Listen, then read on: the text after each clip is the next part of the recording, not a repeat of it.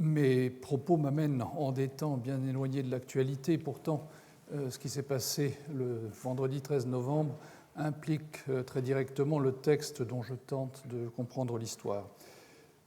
Mes pensées vont aux victimes des attaques et ma conviction que plus que jamais il est nécessaire de comprendre et de bien comprendre l'histoire, même si elle est lointaine, pour mieux saisir les évolutions ultérieures. Cette conviction reste entière.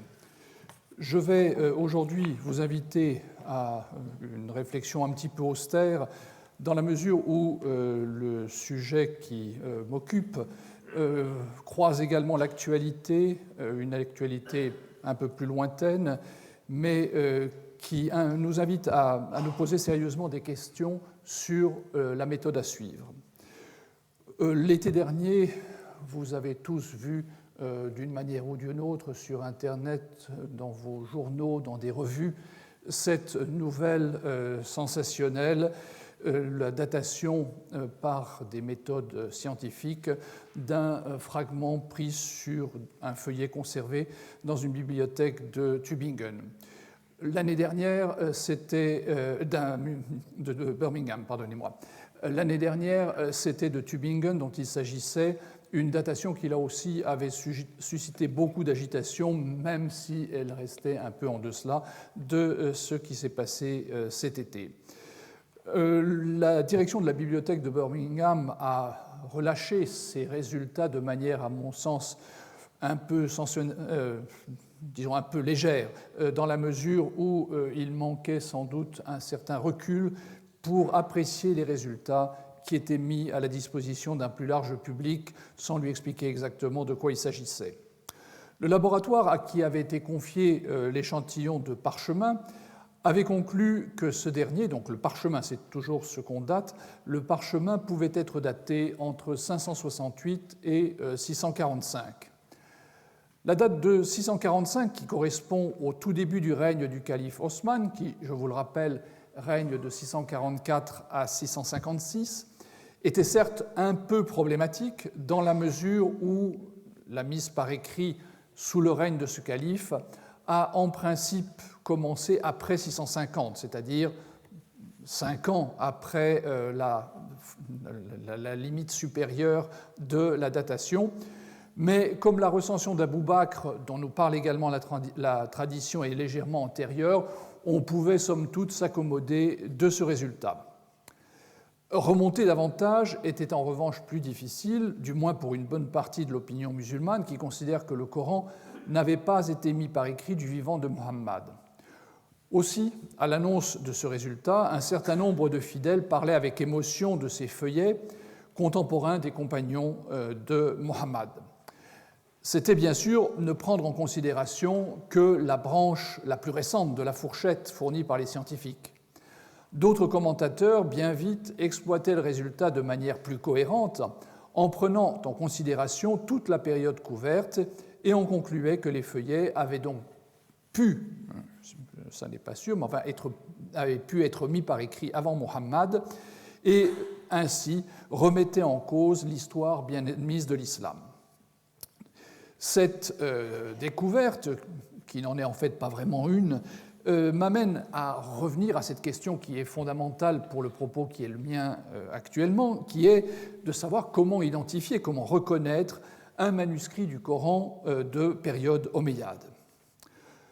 À l'âge du manuscrit, les copistes terminaient souvent leur travail en s'identifiant et en indiquant assez souvent la date à laquelle ils avaient achevé la transcription du texte, que ce soit du Coran ou pour tout autre texte.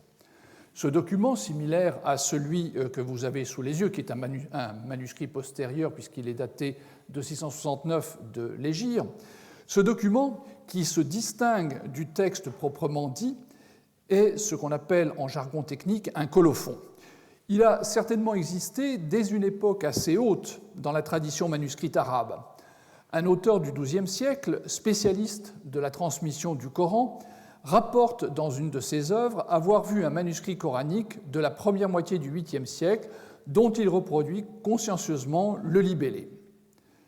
L'information contenue dans le colophon est bien sûr d'une importance capitale pour l'historien, mais il lui faut toujours prendre des précautions. Car si nous consentions à prendre pour argent comptant les colophons de tous les manuscrits coraniques, nous posséderions actuellement plusieurs copies des débuts même de l'islam. En effet, si nous allons regarder sur Internet, nous verrons bien vite qu'il existe des Corans copiés par le calife Osman lui-même, comme celui que vous voyez sur l'écran. Dans plusieurs cas, notamment celui d'un exemplaire qui est conservé à Tachkent, il s'agit en fait d'une tradition populaire qui s'appuie sur la présence de taches, supposées être de sang, dans la marge intérieure du manuscrit.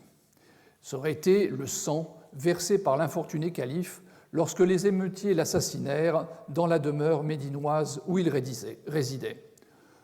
On ne saurait toutefois manquer d'être intrigué par le fait que les taches se trouvent tous les deux feuillets comme s'ils avaient été tournés tandis que Osman agonisait.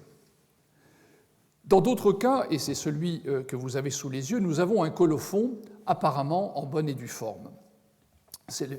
Dans ce manuscrit qui est conservé à Istanbul, on lit dans la zone blanche au milieu que Osman ibn Affan, c'est-à-dire le calife lui-même, a écrit cette copie en 32 l'hégire.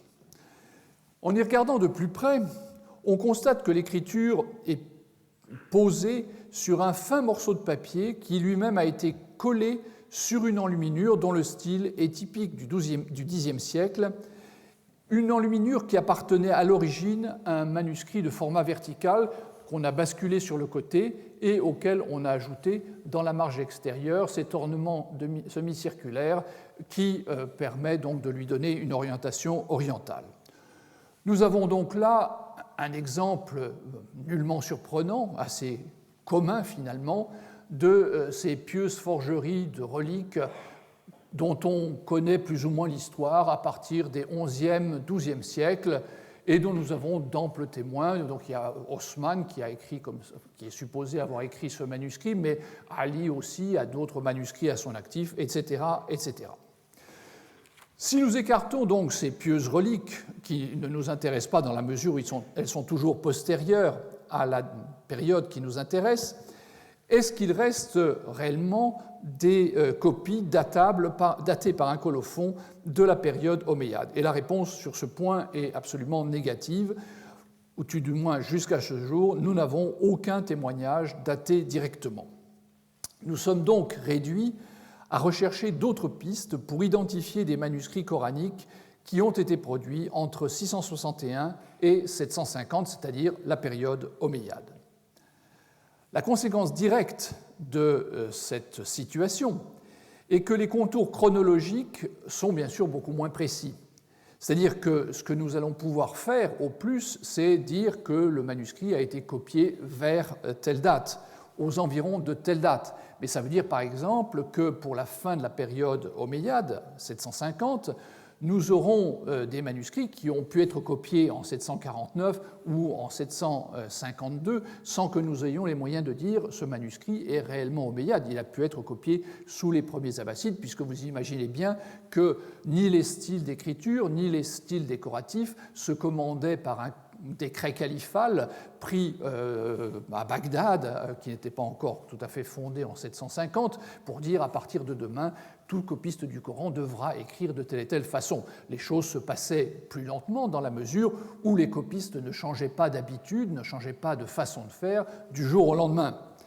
Donc, les datations que nous allons avoir pour évoquer les manuscrits omeyyades vont être forcément légèrement inexactes dans la mesure où elles pourront dépasser sur le début de la période omeyyade. Elles pourront également dépasser dans l'autre sens. Je suis actuellement bien incapable de vous dire si un manuscrit a été copié en 659 sous le règne de Ali ou en 662 sous le règne de Muawiyah. Les choses sont beaucoup plus floues. La première approche à laquelle on peut penser pour répondre à ce problème d'identification par la date est celle de la paléographie. Cette science des écritures anciennes comporte deux volets, l'un étant de nature pratique et visant à donner les moyens de déchiffrer des textes écrits à la main avec des formes de lettres différentes de celles que nous connaissons. Ce qui nous arrive, par exemple, si nous avons devant nous un texte écrit en écriture gothique, par exemple, où il faut vraiment un effort considérable pour arriver à déchiffrer, d'autant plus que les copistes à cette époque utilisaient nombre d'abréviations qui, là encore, demandaient un savoir véritablement technique. L'autre volet de la paléographie est de nature davantage historique et a pour objet de dater les documents qui ne comportent pas d'indication directe de date par référence à des manuscrits de même style qui, eux, ont une date. Vous avez certainement tous lu Le chien des Baskerville de Conan Doyle et vous aurez comme moi admiré la façon dont son héros, d'un simple coup d'œil, au manuscrit de la malédiction, du récit de la malédiction des Baskerville, apporté par le docteur Mortimer dans sa poche. Donc il voit la page de titre et dit tout de suite « Ah, c'est une main du XVIIIe siècle ». On aimerait, quand on est paléographe, pouvoir en faire autant, mais bien sûr, tout le monde n'est pas Sherlock Holmes. La nécessité d'une paléographie, dans le premier sens, ne s'est guère fait sentir dans le monde arabo-islamique, dans la mesure où, à part des difficultés inhérentes à une écriture peu soignée ou à des écritures composées du début de l'islam qui sont particulièrement spécifiques du Coran. Donc, en dehors de ces difficultés, la quasi-totalité de la production manuscrite est accessible à un lecteur moderne, ce qui n'est pas le cas pour nous. Si nous avons à lire un manuscrit médiéval, c'est vraiment avec beaucoup de peine que nous le ferons, indépendamment des questions de langue, que ce soit du français ou du latin. Pour un lecteur arabophone, lire un manuscrit copié au Xe siècle ne présentera pas de difficultés très, très considérables. Il y aura une petite période d'adaptation, mais il n'y a pas cet effort que nous connaissons en Occident. La seconde forme de paléographie, donc celle qui vise à dater les écritures, semble avoir intéressé certains auteurs arabes médiévaux dans la mesure où elle impliquait une forme de typologie dont l'application naturelle était la calligraphie et son histoire, dont on sait toute l'importance dans la culture traditionnelle du monde de l'islam. Dès le IXe siècle, des sources arabes montrent qu'à l'image d'autres cultures de la région, et je pense notamment aux Syriaques, les professionnels de l'écriture, qu'ils soient copistes de manuscrits ou scribes de chancellerie de l'Empire, disposaient de différents styles dont l'emploi correspondait chaque fois à un usage bien spécifique. C'est-à-dire qu'il y avait une écriture particulière, nous dit-on, pour écrire une lettre d'un sultan à un sultan ou une lettre différente, un style différent, disons, s'il s'agissait d'une pétition qu'un simple particulier adressait au sultan. Ce savoir technique est malheureusement réduit à des noms dont nous ne savons pas à quoi ils correspondaient, sauf sur un cas sur lequel je reviendrai, celui du style hijazi. En effet, l'évolution des goûts et des pratiques fait que les variétés les plus anciennes ont disparu et parfois, par un souci d'encyclopédisme, on a recopié une liste de nomenclature d'écritures anciennes, mais comme nous n'avons pas de photographie, ça n'existait pas à l'époque, nous n'avons pas de fac-similé dans la mesure où les auteurs ne sentaient pas la nécessité de le faire, nous avons en quelque sorte des informations qui ne nous servent à rien. Nous savons que tel et tel style existait, mais sur un manuscrit, nous serons bien en peine de l'identifier. Et peu à peu, de cette manière, un terme a surnagé pour désigner de manière vague et globale les écritures du début de l'islam, celui de Koufi, c'est-à-dire l'écriture de Koufa, dont nous avons fait notre Koufik. Lorsque les orientalistes européens entreprirent de périodiser l'histoire des débuts de l'islam, ils adoptèrent naturellement ce terme pour définir toutes les écritures anciennes. Il est vrai que si nous nous replaçons au XVIIe siècle, au moment où on commence à étudier sérieusement l'histoire du monde musulman, la documentation à disposition des orientalistes se réduisait à peu de choses. Quelques fragments étaient présents en Europe, mais c'était très peu, et les textes à travers lesquels on appréhendait l'histoire de l'écriture, les textes arabes par lesquels on appréhendait l'histoire de l'écriture, se limitaient à des ouvrages très généraux qui donnaient les termes de manière assez vague et répétaient de l'un à l'autre une même information. Dans la seconde moitié du XVIIIe siècle, les premiers efforts pour analyser et classer les écritures anciennes de manière scientifique naissent dans le sillage des travaux pionniers de Jean Mabillon et Bernard de Montfaucon sur les écritures latines et grecques. Le second, Montfaucon, est celui qui a forgé le mot de paléographie qui va désigner cette discipline. Et d'emblée, les efforts portent plutôt sur les monnaies, sur les inscriptions, c'est-à-dire des éléments qui portent une date, donc qui sont beaucoup plus intéressants pour le paléographe qu'un fragment comme celui que vous voyez sur la partie gauche de l'écran, qui, lui, n'est pas daté. Les manuscrits, eux, restent en retrait. Un savant danois de la seconde moitié du XVIIIe siècle, Johann Georg Christian Adler, est le premier à entreprendre une réflexion sur un exemple précis, un petit groupe de copies du Coran qui était entré au XVIIe siècle dans la bibliothèque royale de Copenhague. Il est également le premier à employer le mot paléographie dans une étude d'une collection de monnaies anciennes qu'il publia ultérieurement. À l'origine de l'intérêt de Adler pour les écritures anciennes se trouve une lettre conservée dans la bibliothèque danoise et rédigée par Étienne Fourmont, qui fut à Paris garde des manuscrits du roi. Le comte de Plélo, ambassadeur de France à Copenhague au début du XVIIIe siècle, avait en effet vu le manuscrit dont vous avez ici le fac-similé qu'il fit préparer à l'intention de Fourmont et, curieux, avait envoyé à Paris donc cette reproduction pour demander de quoi il s'agissait. Fourmont avait été bien en peine de répondre et bien en peine également d'identifier le texte qui se trouvait sur ce feuillet.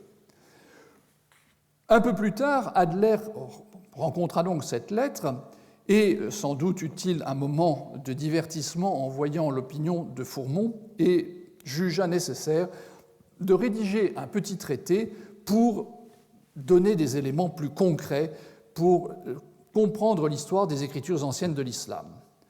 Avant lui, comme je le disais à l'instant, d'autres avaient utilisé le mot koufik pour désigner toutes ces écritures d'apparence un peu archaïque, dont on pensait généralement qu'elles étaient réellement les premières de l'islam, celles dont dérivaient les différentes formes rencontrées par la suite. À la différence de ses prédécesseurs, Adler construisit un discours faisant appel aux références arabes qui lui étaient accessibles pour les mettre en relation avec le matériel relativement homogène que formaient les manuscrits de Copenhague. Le modèle qu'il offrait dans cette petite publication, parue en 1780, était destiné à rencontrer un grand succès dans la mesure où ses successeurs allaient reproduire ce modèle. Dans l'Europe de la fin du XVIIIe siècle, cet ouvrage connut une diffusion tout à fait honorable. Une copie au moins était parvenue à Paris, où elle trouva un lecteur intéressé, le jeune Antoine Isaac Sylvestre de Sacy. En 1795, devant l'Académie des inscriptions et belles-lettres, il analysa le travail du savant danois, mais en l'intégrant dans une approche plus vaste de l'usage de l'écriture par les Arabes avant la période islamique et dans les premiers temps de cette dernière. Ces réflexions furent publiées beaucoup plus tard, en 1808, sous le titre « Mémoire sur les origines et les anciens monuments de la littérature arabe, les anciens monuments de la littérature parmi les Arabes ». Dans son mémoire, Sylvestre de Sacy plaçait Adler dans la position de l'arroseur arrosé.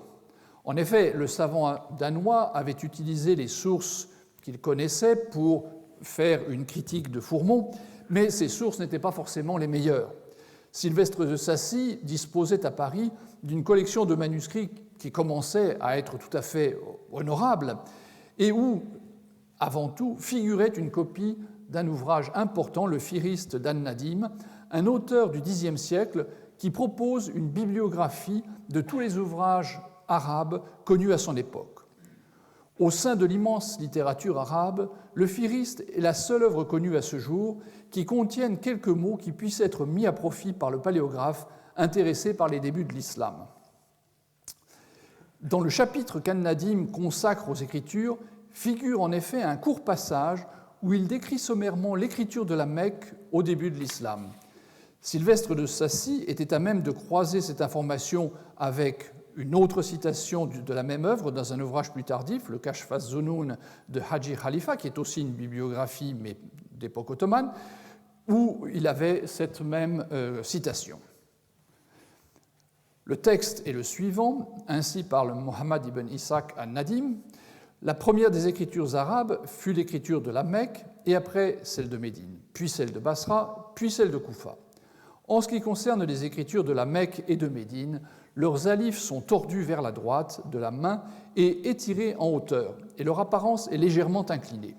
En voici un exemple, et suivait dans le manuscrit la basmala, c'est-à-dire la formule par laquelle commencent les sourates et tout texte littéraire, qui devait être sans doute destiné à montrer aux lecteurs de l'époque à quoi ressemblait cette écriture. Malheureusement, cet élément s'est perdu dans la transmission du texte. Puis le texte poursuit, écriture des Corans, et là nous trouvons la situation que je vous ai décrite, donc une liste de noms, celle de la Mecque, celle des Médinois, le Nîmes, le Muthallath, le Mudawwar, celle de Koufa, de Basra, etc.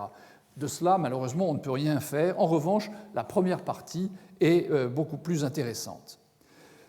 Grâce à ce texte, Sylvestre de Sacy pouvait donc montrer les lacunes de l'information de son collègue danois et procurer au monde savant une information qui ébranlait la vision bien établie et qui d'ailleurs perdurait de l'antériorité absolue du koufique qui faisait jusqu'alors figure d'ancêtre des écritures arabes en général. Pour être exact, Sylvestre de Sacy n'avait pas compris l'intégralité du passage en question et en cela il suivait l'habitude de son époque, il avait sauté un membre de phrase qui lui posait un problème. Le même Sylvestre de Sacy allait porter un deuxième coup à la vision jusqu'alors dominante de l'écriture arabe. Au lendemain de l'expédition d'Égypte, on découvrait alors les premiers papyrus arabes et, comme il était normal, on apporta aux maîtres des études arabes de l'époque des spécimens assez bien conservés où les inventeurs avaient sans doute pu lire les dates et se rendre compte qu'il s'agissait de documents remontant aux premiers temps de l'islam. Dans la publication qu'il fit de ces documents dans le journal asiatique, Sylvestre de Sacy soulignait que cette découverte remettait en cause la chronologie acceptée de l'évolution de l'écriture arabe et notamment la fameuse filiation de koufique à toutes les écritures ultérieures. Dans cette histoire, qui ressemble par moments à un roman policier, il est un point qui reste mystérieux. J'y insiste parce que cette discipline a été jusqu'à présent, jusqu'à une date récente, le fil directeur de tous ceux qui ont travaillé sur les fragments coraniques anciens. Lorsqu'il publia en 1808 son mémoire dont il avait donné lecture en 1795, Sylvestre de Sacy avait pu avoir accès à des données capitales pour son argumentation. Et nous croisons ici la figure de Jean-Joseph Marcel, imprimeur et arabisant, qui fit partie de l'expédition d'Égypte et en rapporta une belle collection de manuscrits, dont de nombreux fragments coraniques qui sont actuellement conservés à la Bibliothèque nationale de Russie à Saint-Pétersbourg. Cette collection contenait une variété d'écritures qui montrait pour la première fois en Europe quelle avait pu être la fécondité de cette période en matière de style. Sylvestre de Sacy eut-il l'occasion de voir cette collection ? Lui-même n'en dit absolument rien. Il serait pourtant bien étonnant que Marcel, qui, en tant que directeur de l'imprimerie impériale, a publié la Chrestomatie arabe et la grammaire de Sylvestre de Sacy, n'ait pas invité le grand homme à voir ces fragments. D'un autre côté, le royaliste convaincu qu'était Sylvestre de Sacy ne pouvait qu'éprouver de l'antipathie pour l'ancien révolutionnaire devenu fervent bonapartiste. Pourtant, les commentaires très éclairés de Sylvestre de Sacy sur le koufique supposent indéniablement qu'il avait pu constater dès visu les problèmes méthodologiques que posait cette dénomination. L'expédition d'Égypte, on l'aura compris, a joué un rôle important dans le développement des études de paléographie arabe. Sylvestre de Sacy a eu entre les mains des papyrus du 1er siècle et a probablement vu la collection de Jean-Joseph Marcel. En fait, on pourrait presque parler d'une école française dans ce domaine, une école qui malheureusement n'a pas réussi à faire entendre sa voix dans le débat scientifique du XIXe siècle. Certes, les articles de Sylvestre de Sacy sur les papyrus ont eu un impact, mais son mémoire n'a pas connu la même fortune et de fait, il est très peu cité par la suite. Et ceux, ses disciples ou non, qui marchaient sur ses traces n'ont pas eu beaucoup plus de succès, ce qui a eu pour effet de reculer le moment où une méthodologie fondée sur l'observation des témoignages réels s'est finalement substituée à celle qui reposait sur l'exploitation des textes. Les deux premiers collectionneurs de fragments coraniques anciens, Marcel dont je viens de parler et Jean-Louis Asselin de Cherville, indiquaient dans leurs écrits qu'ils avaient le projet de réaliser une paléographie arabe. Nous ignorons ce que Marcel pouvait écrire sur la paléographie. Après la chute de l'Empire, il perdit du jour au lendemain son emploi de directeur de l'imprimerie impériale et passa une grande partie de son temps à solliciter des emplois subalternes, demandant en vain l'appui de Sylvestre de Sacy. D'un autre côté, il publiait des ouvrages dont il attendait visiblement qu'ils lui rapportassent quelque argent. C'est ainsi qu'il fit paraître le prospectus d'une paléographie arabe qui malheureusement ne dépassa pas ce stade. Mais dans le texte, il faisait allusion à sa propre collection et aux nombreuses informations qu'on en pouvait attendre. De son côté, Asselin de Cherville, l'autre collectionneur, est un spécimen similaire à Marcel de ce point de vue-là. Il était venu relativement tard aux études orientales, fut l'élève de Sylvestre de Sacy, avant de faire carrière comme droguement et vice-consul au Caire à partir de 1806. Dans une lettre de 1814, il déclarait avoir rassemblé, et je le cite, une collection considérable de feuilles du Coran en caractères koufiques sur peau de gazelle depuis les premiers siècles de l'islamisme jusqu'à l'époque où ces caractères ont cessé d'être en usage afin de former une paléographie arabe. Je possède, ajoutait-il, plusieurs feuillets, et c'est ce que vous voyez sur l'écran, plusieurs feuillets du plus ancien manuscrit de cette espèce qui soit connu. Il avait rejoint son poste au Caire 2 ans avant que ne fût publié le mémoire sur l'origine et les anciens monuments de Sylvestre de Sacy, mais certainement des conclusions de son maître, et plus spécialement le passage du Fihrist, pouvaient avoir été connues de lui. Il n'est pas non plus exclu qu'il ait pu examiner à Paris la collection de Marcel. En tout état de cause, une connaissance plus fine de l'histoire de l'écriture arabe que celle que présentait Adler en 1780 circulait donc dans des milieux orientalistes français. Elle fut à 2 doigts d'être plus largement diffusée lorsque Michele Amari fit la synthèse de ses observations sur la collection Asselin de Cherville lors d'un concours organisé par l'Académie des inscriptions et belles-lettres en 1858. Mais son texte resta inédit jusqu'en 1910 et parut dans un ouvrage publié à Palerme et dont l'objet n'était pas au premier chef les études arabes. Certes, les savants pouvaient avoir connaissance de quelques-unes de ces conclusions grâce aux notices consacrées aux fragments Asselin de Cherville dans le catalogue des manuscrits arabes de la Bibliothèque nationale, publié plus tard par de Slaan. Ce dernier avait repris les descriptions d'Amari pour les intégrer à son catalogue. Les notices reflètent une certaine prudence, ou mieux une prudence certaine, dans les datations proposées. Certes, la caractérisation des écritures est déjà plus fine que celle que l'on trouve ailleurs à l'époque. Il y est question d'écriture du Hedjaz ou encore d'écriture de Damas, mais l'auteur hésitait à remonter plus haut dans le temps que le 8e siècle. Une sorte d'obstacle intellectuel majeur s'opposait visiblement à ce qu'il envisagea que des manuscrits, même fragmentaires, aient survécu de cette période initiale. On peut en effet tenir pour négligeable le laps de temps qui s'est écoulé entre le moment où, entre 650 et 656, le Coran est mis par écrit sous le califat de Osman et 661, date de l'accession au pouvoir de Muawiyah. Qu'un manuscrit transcrit au cours de ces années ait survécu, ça n'est pas à exclure. Et c'est sans doute un des manuscrits qui pourrait être dans le style hijazi que Michele Amari avait contribué à identifier.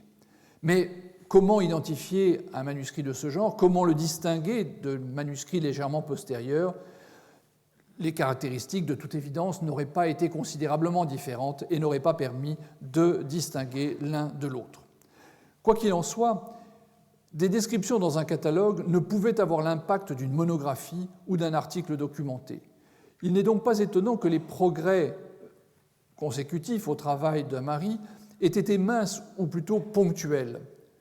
Le développement des possibilités de reproduction photographique devait changer quelque peu le devenir de la paléographie, mais dans le domaine des études arabes, il fut très lent à se concrétiser. On a finalement très peu d'éléments nouveaux. Vers 1886, on a une reproduction d'un manuscrit de Londres dont on nous dit que c'est un manuscrit dans cette écriture inclinée que l'on allait proposer un temps de baptiser Maïl. En fait, ce qui s'était passé, c'est que les études sur les manuscrits anciens et sur la paléographie en général avaient reçu une sorte de coup d'arrêt qui avait été donné par Théodore Nöldeke, lauréat d'Amari lors du concours de l'Académie. Son point de vue reposait surtout sur des considérations philologiques et dépendait avant tout des sources écrites postérieures. Le sujet du concours l'invitait certes à prendre en considération les manuscrits, mais il n'avait pas pu avoir accès aux collections parisiennes, ni celles de Marcel, ni celles d'Asselin de Cherville, ce qui représentait un handicap considérable. Le matériel qu'il avait eu entre les mains était principalement un matériel du IXe siècle qui venait de la collection formée à Damas par le consul de Prusse Wettstein. Alors que Nöldeke travaillait sur cette collection, sur ce travail qui allait donner naissance à la Geschichte des Korans, publiée en 1860, il écrivait à un correspondant que ses recherches sur le Coran l'ennuyaient et qu'il souhaitait reprendre le cours de ses études qui devait l'orienter plutôt vers le sémitique ancien et les littératures d'époque chrétienne. Et pourtant, sa Geschichte des Korans devait constituer la référence capitale pour les études coraniques pour les décennies qui allaient venir et allait fournir une orientation générale des recherches dans ce domaine. Et malheureusement pour la paléographie, le jugement de Nöldeke sur ce point était parfaitement négatif. Il n'y avait pour lui rien à attendre de l'étude des manuscrits. Et du coup, il y eut comme une période de sommeil pour les études sur la paléographie jusqu'au moment où Nabeha-Bot rédigea sa thèse, The Rise of the North Arabic Script, en 1938, qui allait remplacer ce qui avait été dit jusqu'à présent sur le sujet et dépasser un petit peu la phase à laquelle était parvenu Nöldeke. Nabeha-Bot analysait avec un luxe de détails des textes qui semblaient devoir jeter un jour nouveau sur cette histoire complexe.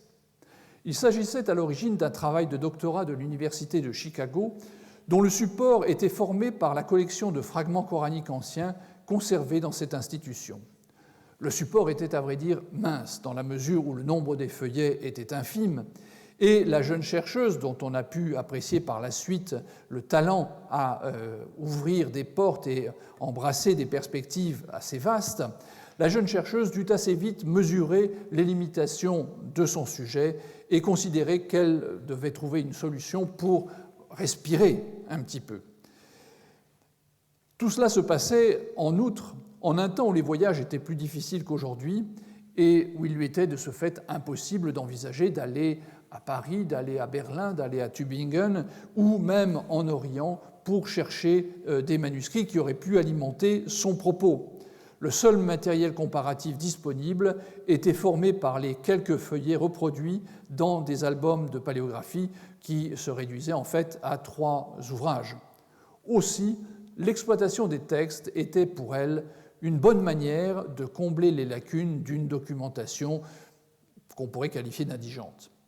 Il faut toutefois noter que, même si elle essayait d'élargir ses horizons, elle ne faisait pas véritablement faire de progrès méthodologiques dans la mesure où elle reproduisait le schéma introduit au XVIIIe siècle par Adler et ne faisait en aucun moment une véritable réflexion critique sur ce procédé. Elle allait certes beaucoup plus loin que ses prédécesseurs grâce au nombre de textes qui avaient été publiés depuis. Adler avait à sa disposition quelques manuscrits, 2 ou 3 éditions de textes qui avaient été procurés auparavant. Nabeha-Bot avait devant elle, bien sûr, beaucoup plus d'éléments. Mais en voulant rationaliser l'information qu'elle avait récoltée ou donner une vision cohérente des écritures qu'elle étudiait, elle optait pour un procédé qui, pour ingénieux qu'il fût, posait un problème de méthode. Pouvait-on mettre légitimement bout à bout des informations empruntées à des auteurs d'époques différentes et postérieures aux faits, par exemple Karkashandi, qui est mort en 1418, pour parvenir à donner une définition d'un style graphique des 7e, 8e ou même 9e siècles. Nabiha-Abbott inventait, sans le savoir, la technique du coupé-collé que nous pratiquons maintenant tous avec nos ordinateurs, sauf que nous essayons de le faire en étant conscients des risques de ces opérations. Le problème méthodologique n'était pas véritablement vu par elle, et c'est seulement par la suite que l'école dite hypercritique, qui remet en question précisément l'utilisation des sources anciennes, c'est plus tard seulement que l'école hypercritique a mis en lumière ce défaut de méthode qui n'a pas été envisagé par Nabiha-Abbott. Heureusement, les progrès ne dépendaient pas simplement de ces considérations. Une exposition qui s'est tenue à Londres en 1976 a joué un rôle important pour la prise en considération du matériel ancien. Nous avons vu la relative timidité des auteurs à oser parler d'écriture d'époque omeyyade. On parle d'écritures anciennes, mais on ne se hasarde jamais à être trop précis. Les commissaires de cette exposition, Martin Links et Yassine Safavi, avaient eu une chance extraordinaire en obtenant du gouvernement tunisien le prêt d'un nombre relativement élevé de fragments de Kérouan. C'était bien la première fois qu'un nombre aussi important de spécimens de cette époque était visible en même temps, et la conséquence première de cette mise en scène simultanée de Coran des débuts de l'islam allait être de faire se multiplier les attributions à Kérouan de manuscrits coraniques anciens. C'est très caractéristique, par exemple, des catalogues de vente des grandes maisons londoniennes, qu'à partir de 76-77, tout ce qui est sur du parchemin devient kérouanais. Brusquement, il y a une espèce d'usine kérouanaise à produire du koufik qui est tout à fait impressionnante. La diversité des styles allait commencer à être perçue de manière aussi plus précise, un point qui était sans doute plus important que le précédent, une perception qui, pour le moment, jusqu'au moment de cette exposition, avait été bridée par le fait qu'on ne voyait jamais autant de manuscrits à la fois. Et même à Copenhague, où il y avait ces 3 manuscrits qui avaient été reproduits, comme ils se ressemblaient beaucoup, même s'ils ne venaient pas du même atelier, l'impression c'était que c'était relativement homogène. Brusquement, on se rendait compte que finalement, il y avait une certaine variété dont on ne savait d'ailleurs pas tout à fait quoi faire. Malheureusement, le matériel exposé venait de Kérouan, malheureusement, de manière toute relative. Ce que je veux dire par là, c'est que Kérouan est relativement tardif par rapport à des villes comme Foustad, comme Damas ou comme Sanaa. C'est une création postérieure qui, certes, existe à l'époque omeyyade, mais à la fin de la période omeyyade. Donc, on n'avait pas la possibilité d'y avoir beaucoup de manuscrits de la période ancienne. Certes, dans l'exposition, il y avait le manuscrit de Londres qui a longtemps été présenté comme le plus ancien Coran, le manuscrit oriental de 1165, mais il était en quelque sorte isolé à l'intérieur d'un lot de manuscrits qui était plutôt du IXe siècle. Pour cette raison, l'exposition fut une nouvelle rencontre manquée, puisque le seul manuscrit omeyyade de Kérouan n'avait pas été identifié à l'époque et ne vint pas à Londres, ce qui fait qu'on ne se rendit pas compte de cette existence d'une spécificité dans la production omeyyade. Dans le catalogue des manuscrits coraniques de la Bibliothèque nationale, publié en 1983, le problème de la datation était abordé avec prudence par votre serviteur.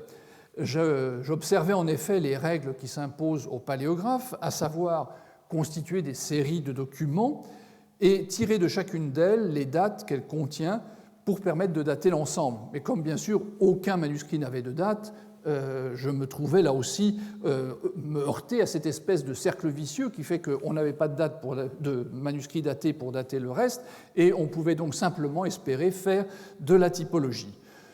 De plus, même s'il y avait une date, heureusement il y en avait quand même une ou deux, aucune de ces dates n'est antérieure au IXe siècle et elles sont tous des terminus antequem, c'est-à-dire que ce sont des dates qui indiquent que le manuscrit existait au moment M, mais ne vous disent pas à quel moment il avait été fait. Il avait pu être fait la veille, avait pu être copié un siècle plus tôt. Aussi, on restait avec cette impression qu'on continuait à se déplacer dans le flou.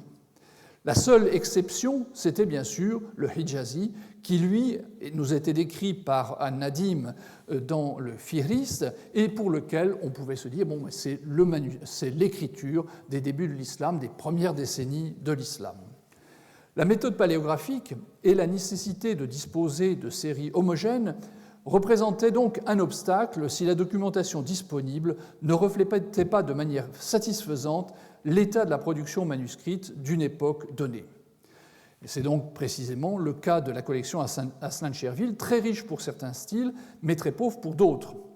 En l'absence de catalogue des collections similaires, il était impossible de sortir de cette aporie, et il fallait donc remettre à plus tard, comme on le verra, le soin d'élucider les points obscurs. D'un autre côté, la méthode supposait pour bien fonctionner la présence de ces fameux spécimens datés, et en leur absence, il n'était pas possible de baser les datations sur du solide. Et enfin, c'est un problème mineur, mais le caractère un peu austère de cette méthode de la paléographie et la nécessité qu'elle impliquait d'entrer dans des systèmes de typologie assez fins et un petit peu abstraits explique qu'un certain nombre de chercheurs, notamment les historiens de l'art, hésitaient à s'engager dans cette piste. Je leur jette la pierre, c'est vrai, mais c'est à eux que l'on doit pourtant d'avoir identifié pour la première fois un manuscrit omeyyade. Jusqu'à une date récente, l'histoire de l'art avait montré un intérêt que je dirais limité pour les manuscrits autres que ceux qui comportaient des peintures. Dans l'art islamique, et ça vous avez sans doute une certaine familiarité avec ce genre de publication, l'histoire de l'art aime beaucoup les manuscrits persans qui sont ornés de peintures. En revanche, la tradition arabe, où on a au plus des enluminures, leur paraît moins intéressante. Pour la période qui va des débuts de l'islam jusqu'au Xe ou XIe siècle, où pour le coup nous n'avons pas du tout de peinture, les références des historiens de l'art se limitaient à quelques exemples de calligraphie ancienne, toutes koufiques entre guillemets, et une pincée d'enluminure privée de contexte. À la suite de la découverte du dépôt de manuscrits de Sanaa en 1973, vous voyez ici une photo de la Grande Mosquée, le travail de restauration de ces fragments débuta sous la responsabilité d'une équipe allemande. En théorie, la publication des résultats leur était réservée, le travail étant réparti équitablement entre un spécialiste du texte, Gerd Puin, et un historien de l'art, Hans Caspar von Bothmer, chacun devant s'occuper de son domaine de compétences. Mais assez rapidement, le bruit se répandit que les fragments de parchemin yéménites contenaient des pièces très importantes et des visiteurs vinrent de manière informelle ou officielle s'enquérir de la nature et de la qualité des trouvailles. C'est ainsi que les autorités koweïtiennes eurent connaissance de certaines belles pièces et obtinrent le prêt d'un petit nombre de feuillets pour l'exposition dont vous voyez ici la couverture du catalogue qui fut montée à Koweït en 1985. Pour préparer le catalogue, malgré les prérogatives de von Bothmer, une spécialiste américaine d'art musulman, Marilyn Jenkins, vint travailler à Sanaa et rédigea donc les notices et l'introduction du catalogue. Dans ce catalogue, elle consacra un espace important au manuscrit qui a fait depuis le tour du monde, ce manuscrit absolument somptueux, qui est sans doute la pièce la plus spectaculaire de l'ensemble. C'est la moitié droite de la double page initiale de ce Coran, enfin pas tout à fait double page puisqu'il y a une enluminure on verra dans un instant qui se trouvait devant, mais le manuscrit s'ouvrait sur une double page d'enluminure avec deux bâtiments représentés dont on a beaucoup discuté et que l'on reconnaît généralement pour être des mosquées, probablement ici une représentation un petit peu théorique de la grande mosquée de Damas et de l'autre côté une reproduction de ce qui pourrait être la grande mosquée de Médine. Marilyn Jenkins, qui ne put pas présenter cette page précisément, mais une autre moins importante, nota les similitudes extraordinaires qui existaient entre les enluminures de cette copie du Coran et l'art omeyyade tel qu'on le connaissait à l'époque. Pratiquement simultanément, von Bothmer, stimulé par la mise sur pied de cette exposition, se dépêchait de terminer une publication où il étudiait de manière beaucoup plus détaillée le même manuscrit et arrivait, comme Marine Jenkins, à une datation d'époque omeyyade. Et pour la première fois, on mettait sur le devant de la scène le fait que l'on avait des manuscrits de la période omeyyade, ce qui était vraiment un tabou qui était brisé. Même si dans les années qui suivirent, certaines réserves furent parfois exprimées sur l'attribution chronologique, en fait, jamais elle n'a été très sérieusement combattue. Et c'est par ce biais, donc, très tardivement et par un côté où on ne l'attendait pas, que s'est introduite l'idée que des manuscrits omeyyades avaient été conservés. Les philologues, quant à eux, sont restés largement en dehors de ce débat, et ce pour une raison assez simple. En l'absence d'une publication des spécimens anciens datés, ils n'ont pas de matériel sur lequel travailler. Si on se réfère au seul ouvrage où il est un petit peu question de la langue et de l'orthographe des manuscrits anciens, je pense à l'introduction au Coran de Régis Blacher, on constate que finalement les informations se réduisaient à très peu de choses. Donc, de ce fait, n'ayant pas de matériel sur lequel travailler, les philologues restaient dans leur coin. Depuis un peu plus d'une décennie, les progrès accomplis dans le domaine de la datation par la méthode du carbone 14 a permis d'appliquer aux manuscrits cette technique. Ici, vous voyez donc un document qui maintenant fait figure d'antiquité que l'on a vu passer l'année dernière, le prélèvement d'un fragment du manuscrit de Tübingen qui, jusqu'à la datation de celui de Birmingham, faisait figure de plus anciens manuscrits du monde, comme vous voyez dans la partie supérieure de l'écran. La méthode du carbone 14 a beaucoup évolué et la quantité de matières premières nécessaires pour faire une datation s'est réduite de manière drastique, de telle manière qu'il est possible de travailler avec des échantillons de parchemin qui font quelques millimètres carrés à peine. On peut donc, de ce fait, envisager de découper un infime morceau de parchemin d'un feuillet sans endommager ce dernier de manière intolérable. La technique reste destructive, c'est-à-dire que l'échantillon que l'on a prélevé est transformé en gaz, ce qui exclut donc de le remettre en place après usage. Une fois que c'est fait, il n'y a plus rien à en tirer. Mais on conserve le gaz et on peut le remesurer. Vous verrez que dans un instant, c'est parfois très utile. Le carbone 14 est donc entré dans le domaine de l'étude des manuscrits et change nécessairement la façon d'aborder la question de la datation des fragments anciens, donc ceux de la période qui nous intéresse. Une première analyse, qui est restée un peu inaperçue, a été faite sur le superbe Coran de Sanaa dont je viens de vous parler, donc voilà un autre spécimen d'enluminure.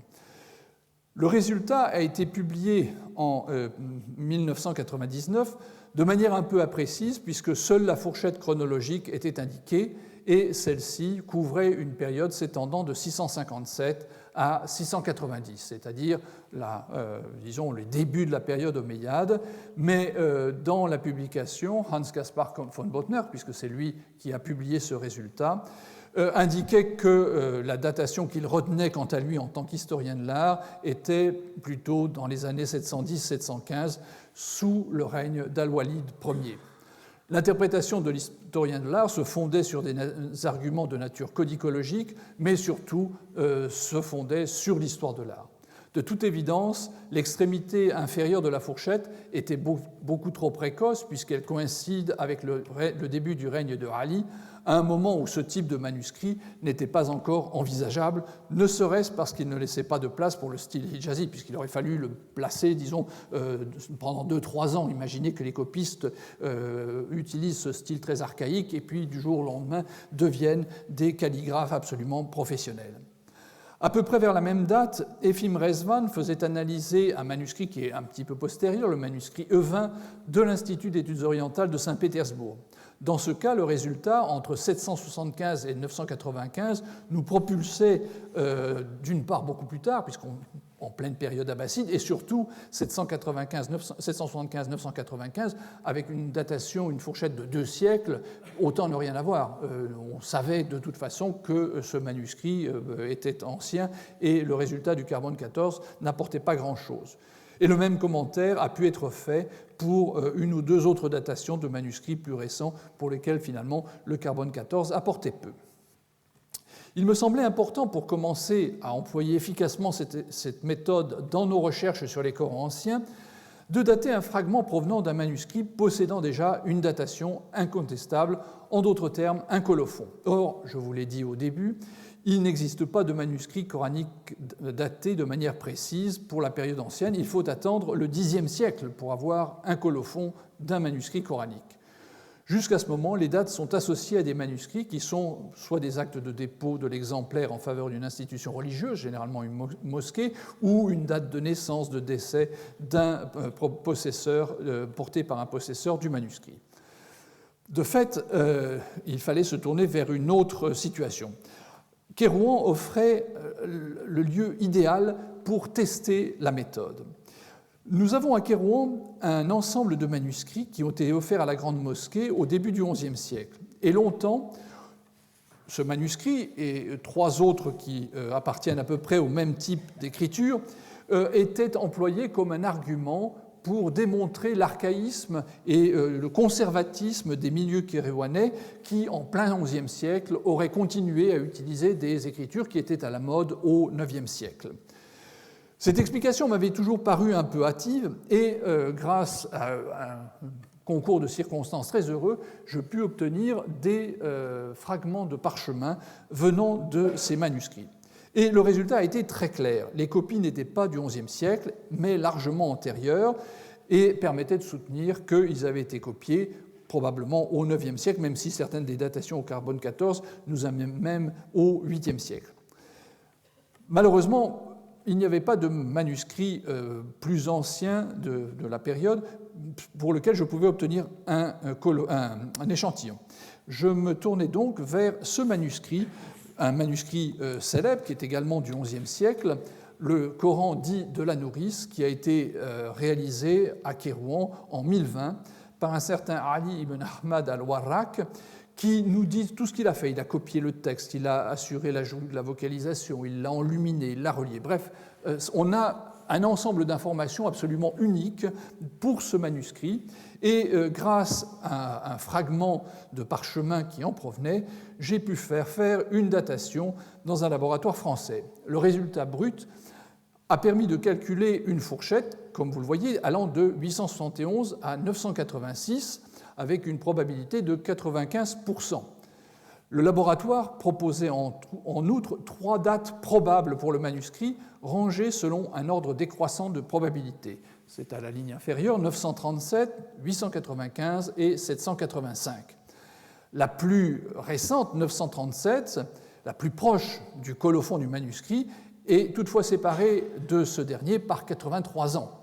Ce qui veut dire que les résultats du carbone 14 sont sans doute à prendre avec un petit peu de précaution, dans la mesure où, quand nous avons l'information directe, nous nous rendons compte qu'il y a un écart important. Vous me direz, mais on conservait peut-être longtemps le parchemin sous le coude en attendant le jour de l'utiliser.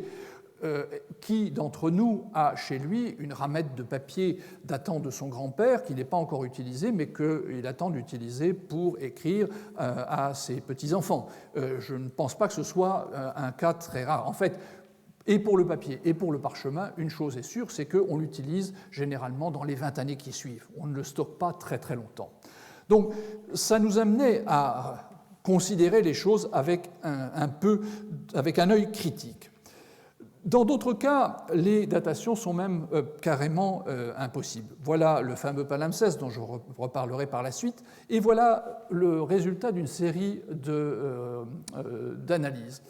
Pour le palimpseste, il a été daté aux États-Unis dans un premier temps, avec une échelle, une fourchette allant de 578 à 669. Vous voyez donc que le manuscrit de Birmingham n'a rien apporté de très sensationnel, puisqu'on avait déjà ces dates pour des manuscrits qui ont été datés il y a de ça 5 ou 6 ans. Un laboratoire français a donné des résultats encore plus étonnants. C'est ce qui apparaît à la hauteur du mot France. J'ai reproduit les deux premières datations, entre 543 et 643, une deuxième datation encore plus audacieuse entre 433 et 599, là c'est carrément pré-islamique, et une troisième que je n'ai pas reproduite parce que là bon, c'était un petit peu plus audacieux encore, entre 388 et 535. Donc si on voulait faire du scandale, on aurait pu le faire avec ce manuscrit.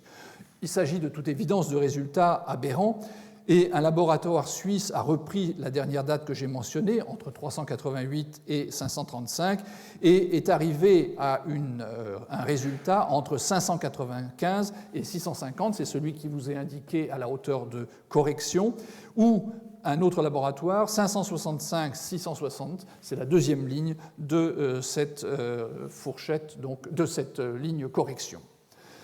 Dans le cadre du projet Coranica, nous avons fait réaliser d'autres mesures afin de tester la méthode, mais également pour réfléchir sur l'exploitation des résultats.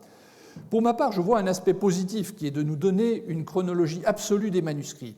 Ainsi, les dates proposées pour les fragments ou les manuscrits des bibliothèques de Leyde, Tübingen ou de Berlin, c'est-à-dire les trois lignes avant le résultat de Birmingham, donc les datations donnent respectivement entre 652 et 694, 649 et 675, et le dernier, 600... là j'ai... bon, on laissera ça de côté pour une autre fois. Comme nous le verrons par la suite, ces trois spécimens appartiennent à un même ensemble, ce qui veut dire que les résultats sont quand même cohérents. Le carbone 14 nous confirme que ces écritures étaient utilisées de manière contemporaine.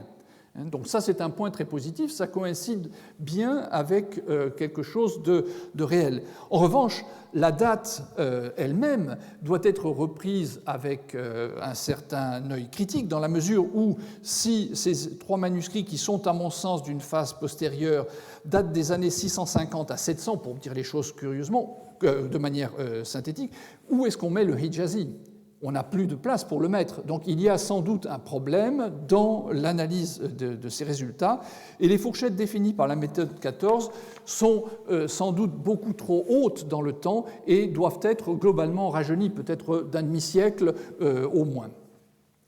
L'épisode de Birmingham, dont j'ai fait figurer les résultats dans la partie inférieure, vous montre bien que finalement ils n'ont pas apporté quelque chose de révolutionnaire, simplement personne n'avait prêté attention à cela et personne n'avait pensé à en faire, disons, l'objet médiatique que c'est devenu. Une fois passé le moment d'émotion chez ceux qui ne voulaient comprendre en considération que la partie supérieure de la fourchette, parce que c'est très curieux, finalement chacun regarde son bout de fourchette. Les révisionnistes vont aller voir la partie basse, les fidèles vont aller voir la partie haute, c'est un petit peu une dispute qu'on a vue pour d'autres reliques. Chacun veut avoir sa certitude fondée par un examen scientifique. Donc, une fois le moment de l'émotion passé, il y a celui des controverses qui est venu, qui fait qu'à l'heure actuelle, ces datations sont finalement un objet de controverse, les uns disant que ce sont des nouvelles preuves qui montrent que le Coran a des origines pré-islamiques. Bon, c'est un point sur lequel je ne crois pas qu'il soit nécessaire d'insister maintenant. Paradoxalement, tous ces résultats, disons, sont intéressants, mais pas pour la raison que l'on pense. Ce n'est pas tant la datation en elle-même qui nous intéresse que le positionnement des manuscrits les uns par rapport aux autres qui peut réellement apporter quelque chose au débat. Sans doute aurait-on dû penser à deux fois avant de publier le résultat de Birmingham et le faire dans une revue scientifique qui aurait évité que le résultat ne fasse l'objet de tant de discussions et de tant d'incertitudes. Merci.